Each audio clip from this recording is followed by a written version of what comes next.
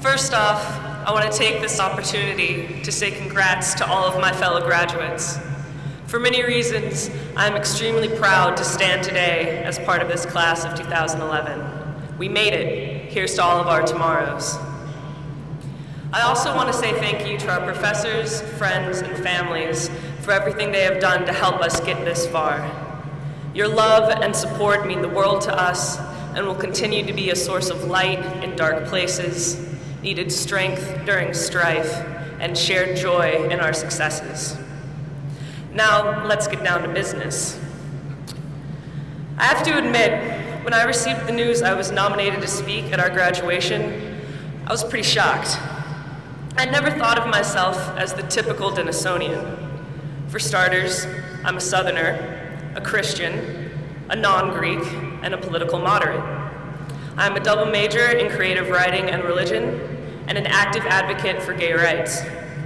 I'm fiercely independent, have never worn Ugg boots, and would usually rather talk philosophy or watch a Disney movie with my roommates than party in the sunsets. But as I made this list of what I considered to be different from the average student here, I realized I had overlooked a significant quality of the Denison class of 2011. We are atypical. For us, the past 4 years has been anything but predictable, anything but average. From our first semester on the Hill, we have been reminded again and again the only constant of the Denison student body is its variability. We are a community characterized by change. Clashes between students and administration, rallies at the flagpole or outside of Doane, fiery bullshit exchanges, budget cuts, policy changes, progressive action, or frustrating stagnation. We have experienced it all. In one way or another, we have each felt the cyclical nature of conflict and peace, resistance and compromise. Because of this constant movement, many people, myself included, have said that Denison is now facing the difficult task of defining its cultural identity. This, to me, is not unlike the changes we will all face in the very near future.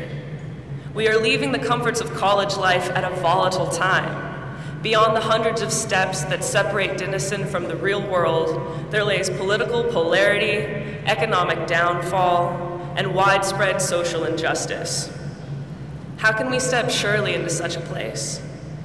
How can we, a class of a little over 500 college graduates, know that our voices and our actions will make a positive change in our world? Simply put, we can't. But that lack of certainty is by no means a reason to remain stagnant or to give up. Throughout our post-collegiate lives, we must always maintain the value of diversity around and within us. We must have faith that the variability of life is not a threat from which to hide, but a challenge we should aspire to meet. It is exactly this kind of dynamic experience that has made our time at Denison both profoundly challenging and greatly rewarding. We have learned that adversity is an opportunity to increase our strength, as much as it is an exposure of our faults. And through it all, we have seen the benefits of diversity within a community, as well as the importance of diversity within the self. This concept of internal and external variability has been addressed by many writers, scholars, and leaders over the years. For example, the great American poet Walt Whitman writes in his piece, Song of Myself, "Do I contradict myself? Very well, I contradict myself. I am large, I contain multitudes." These lines have always resonated with me and serve as a model of how I want to exist in the world. I never want to be satisfied to be singular, to fit myself into a comfortable pigeonhole that blocks out the beautiful, challenging chaos that differing viewpoints can provide. This is not to say we shouldn't have some things to ground us. As I mentioned earlier, our professors, friends, and family have been and will continue to be great foundations for us to return to. In addition to these personal relationships and a sense of community, I have found strength and inspiration throughout my life in two quotations in particular.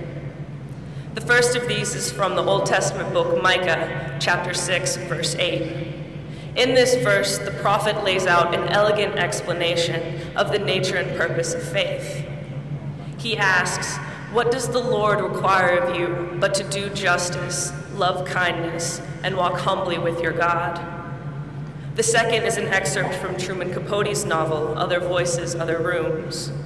In a brief definition of the complex phenomenon of love, Capote writes, "The brain may take advice, but not the heart, and love, having no geography, knows no boundaries.